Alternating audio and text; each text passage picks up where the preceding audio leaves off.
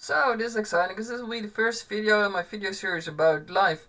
Over the past years, I did a lot of understanding and tracking my life using quantified self method. So I think it was good to start off with a journey about my quantified self life over the past 5 years and what I've learned. So this is me, Justin Timmer, and 5 years ago I got this watch which measures a lot of things: my heart rate, my steps, my sleep, my galvanic skin response. I use a lot of devices measuring my brain, my productivity, my food intake, and I started using this daily diary, measuring a lot of subjective variables like sleep, purpose, perceived stress, those kind of things.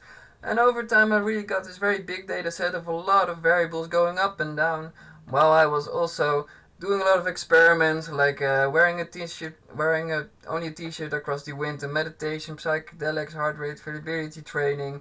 Um, and every time I was focused on one experiment, like I was focused on productivity, I did a lot of things in those things, measured a lot of things in those areas, or I did focus on sleep or food intake, those kind of things, focusing really on one subject. But if I look at life holistically, I saw that everything was really connected, and that was not so very weird. Because if you take a daily life cycle, for example, you sleep for a morning, you wake up late, it influences how you're working, what you're doing, how you're feeling, how happy you are, how stressed you are.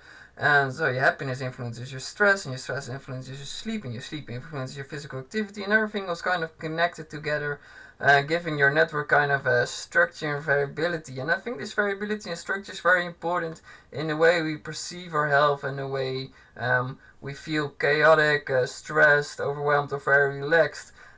So I also learned a lot about the interaction between mind and body, because I did a lot and used a lot of tracking with that as well. And also the interaction between time and space, because I'm using a lot of these time series, a lot of dynamic variables, which is very different between like comparing the one group to the other group and see which group is more healthy. And also I learned about the interrelationship between the self and the environment, between the dynamics that you want to achieve versus the environment which one thinks from you, and how they interact with each other, which really learned me a lot. Also, the effects of measuring itself is very important to notice. And lastly, but I think most importantly, the direction of your own system, like where are you heading to. Like you might say, well, the happiness is the most important thing, but it might be purpose, or it might be health, for example, at one moment. And then it's a subjective concept. And all lessons really got me to complexity science, because this complexity science is about understanding the dynamic patterns of systems, and I can see myself as a system connected with a lot of dynamic patterns across all my life, related to the environment. And I think it's very interesting to see the relationship, because this complexity science is really based on physical principles, which is really connected to the natural way of understanding the universe, understanding ourselves as humans, because we're not really separate from animals and from nature.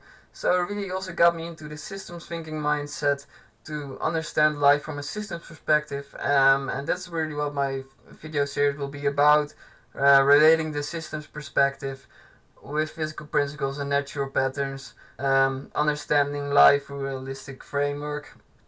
Well, this will be it for now, but I hope you enjoyed it, and I hope you will watch my following videos. You can already read some of my blogs on my website, and if you're a little late, you might already see some of my follow-up videos. And I hope you enjoyed it, and I will see you next time.